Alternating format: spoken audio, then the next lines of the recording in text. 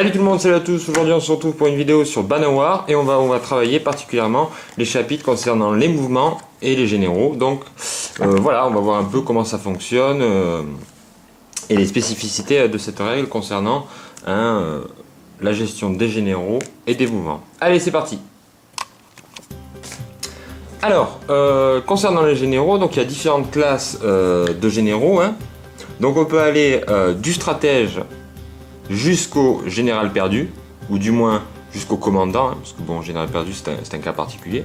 Donc le stratège, le commandant, le capitaine et le chef. Et évidemment, le stratège étant celui qui va disposer de la plus grande capacité à commander ses troupes. Alors en fait, ça se passe ainsi, c'est qu'il n'y a pas de jet de dés pour déterminer quel est le commandement du général ou du commandant ce tour-ci.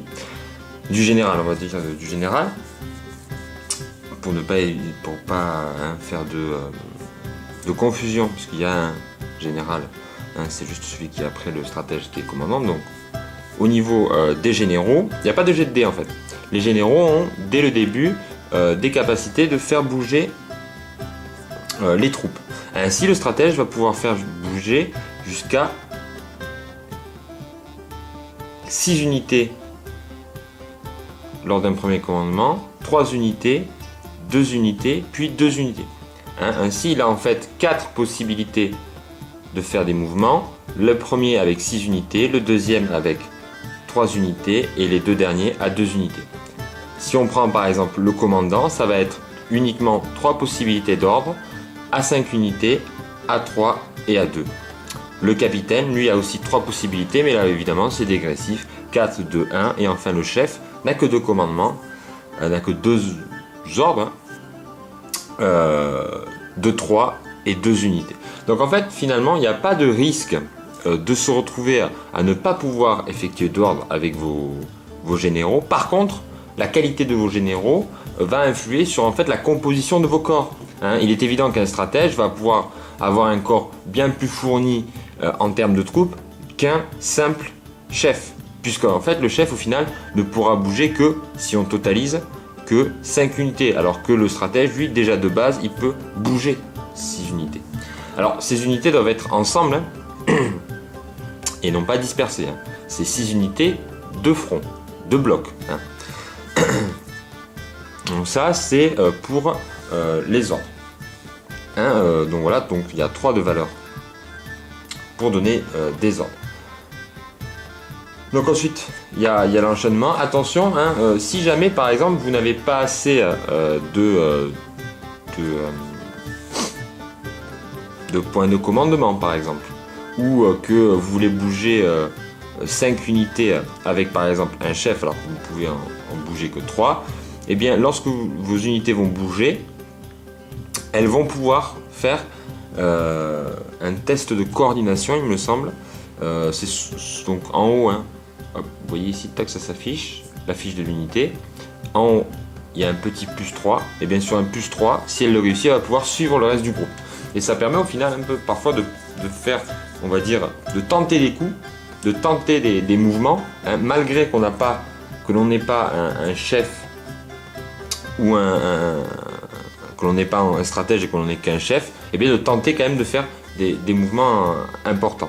Donc au final, voilà, c'est intéressant, c'est à la fois cette idée de, lorsqu'on en prend un général, on est sûr de pouvoir faire ces mouvements, et d'un autre côté, même si on ne prend pas un général très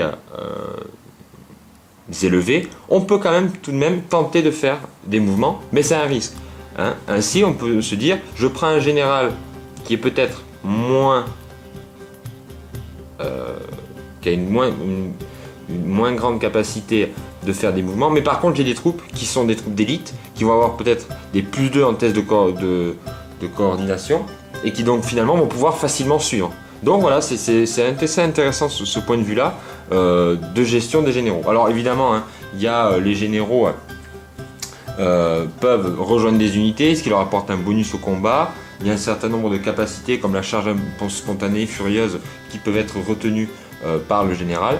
Mais en gros voilà, c'est un peu la base des généraux à Bannerwar. On retient donc qu'il y a 4 types de généraux, du stratège au chef, que ça représente la capacité des généraux à pouvoir bouger un nombre d'unités par tour et un nombre de fois possible.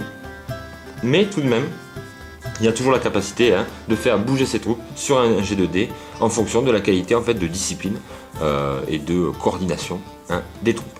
Voilà, donc là c'était pour les généraux, présentation rapide. Maintenant on passe au mouvement. Donc on se retrouve pour le mouvement avec 3 chevaliers et notre général. Le général donc va donner des ordres. 3 types d'informations importantes à retenir. Les 3 mouvements, 3 en terrain clair, 2 en terrain accidenté et 1 en terrain difficile. À côté, il y a ce que la règle appelle le symbole de manœuvre qui en fait pénalise lorsque l'on fait certaines manœuvres en termes de mouvement d'un -1 ou d'un -2. C'est pour représenter le fait que bien on ne peut pas faire, au bout d'un moment ça pénalise des manœuvres. Ça pénalise par exemple, ça peut être un quart de tour, ça peut être un demi-tour, etc. Ça m'a paru pas forcément très clair sur certains aspects, mais bon, à pratiquer en fait. Mais voilà, c'est les informations qu'il faut retenir lorsque l'on avance. Attention par contre, le pivot dans certains cas est payant. Le pivot, excusez-moi, ce qu'on appelle le shift ou le décalage peut être payant à certains moments, sauf si c'est une avancée où là c'est gratuit. D'accord, donc là on retrouve un peu des automatismes qu'on a à Art de la guerre. Voilà pour ce qui est des mouvements, rien de bien compliqué. Lorsque l'on fait un pivot, il ne faut pas passer les 90 parce que sinon ça fait un quart de tour. Donc on reste et on ne dépasse pas l'angle des 90, là aussi assez classique. Ensuite, important pour les mouvements, c'est la zone de menace. C'est-à-dire que l'unité a devant elle là, un espace qui représente sa zone de menace, qui est d'une unité sur une unité de jeu. Et bien lorsque l'on entre dans la zone de menace,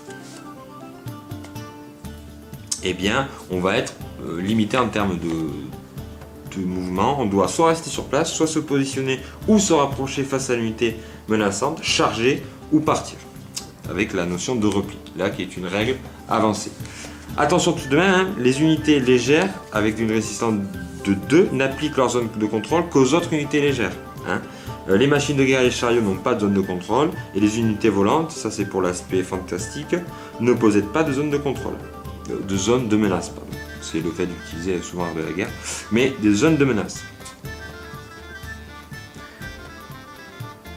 Ainsi, c'est pour exprimer que des unités légères ne vont pas être bloquées par des unités lourdes, ça aussi assez classique. Attention aussi, le terrain influence, puisque, comment dire, si vous êtes sur un terrain qui vous pénalise au mouvement, eh bien vous n'allez pas forcément donner de zone de contrôle à l'adversaire.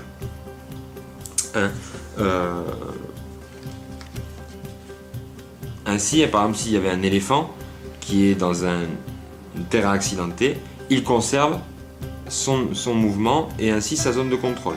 Mais par exemple, s'il avait été dans un terrain difficile, eh bien, il aurait perdu sa zone de contrôle. Donc là, en gros, c'est si vous êtes pénalisé par le terrain, vous n'avez pas de zone de contrôle. Là, basique, très simple. Donc voilà, cette zone de contrôle peut être annulée en fonction des unités. Mais là encore, on rentre dans des cas spécifiques. Très intéressant aussi pour savoir quelle est l'unité la plus menaçante. Si on est par exemple tous au même niveau. Si par exemple, hop, il y avait ça, et que là, j'avais une autre unité. Tout le monde est en zone de contrôle, mais quelle est l'unité la plus menaçante? Eh bien, c'est intéressant puisqu'il y a eu la notion d'ardeur.